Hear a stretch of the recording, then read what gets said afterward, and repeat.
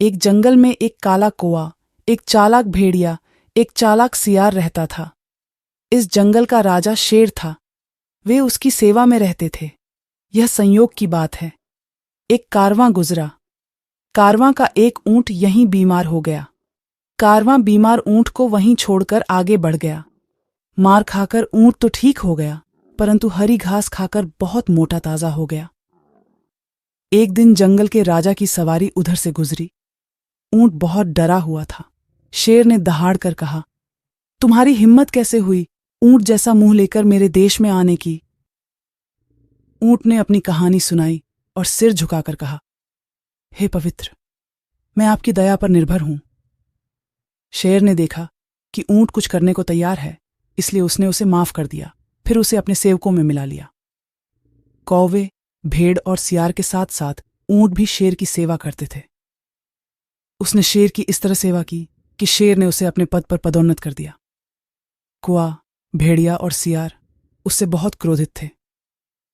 उन्हें डर था कि आगे बढ़ते बढ़ते ये ऊंट उनसे आगे न निकल जाए और उसकी जान चली गई। एक बार क्या हुआ कि एक बाघ की एक हाथी से लड़ाई हो गई। बाघ घायल हो गया था। वह शिकार पर नहीं जा पा रहा था। वह शिकार को मार डालता था, इसलिए भेड़िए, सियार, कौवे और ऊंट को भी उसका हिस्सा मिल जाता था। इस तरह उनका पेट भर जाता था। अब वे शुरू हुए भूख से मर रहा हूं। शेर ने कहा, मेरे प्रिय, मैं खुद को भूखा रख सकता हूं। मैं तुम्हें भूखा नहीं देख सकता, लेकिन क्या करूं? आज मेरी तबीयत ठीक नहीं है। मैं लंबी सैर पर नहीं जा सकता। हाँ, अगर आसपास कोई पीड़ित हो तो मुझे बताना। मैंने एक दूसरे की ओर देखा और इशारों पर तय हुआ। कौवा बोला, हे भगवान, ये ऊंट कहीं बाहर से आया है और मुफ्त की रोटी तोड़ रहा है। आपका नमक खाकर यह मोटा हो गया है। यह किस दिन काम आएगा? शेर ने कौवे को बहुत डांटा और कहा, क्या तुम नहीं जानते कि ऊंट हमारे वफादारों में से एक है?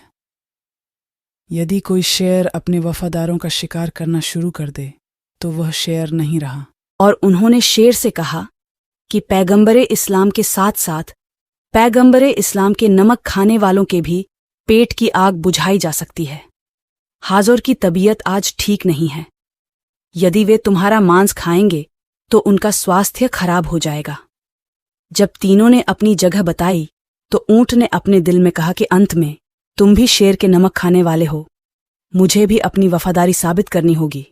उसने आगे कहा, मैं हूं उपस्थित। मैं एक बड़ा जानवर हूं और मेरा मांस भी ऐसा है कि कोई बीमार व्यक्ति भी खा ले तो गिरे नहीं। शेर के बोलने से पहले कौवे, सियार और भेड़ ने ऊंट को बधाई दी। उन्होंने कहा, यदि तुम वफादार हो तो ऐसा ही करो और तुम्हारा मांस इस बीमारी में बहुत उपयोगी है। भेड़ या पुल उस पर गिर गया।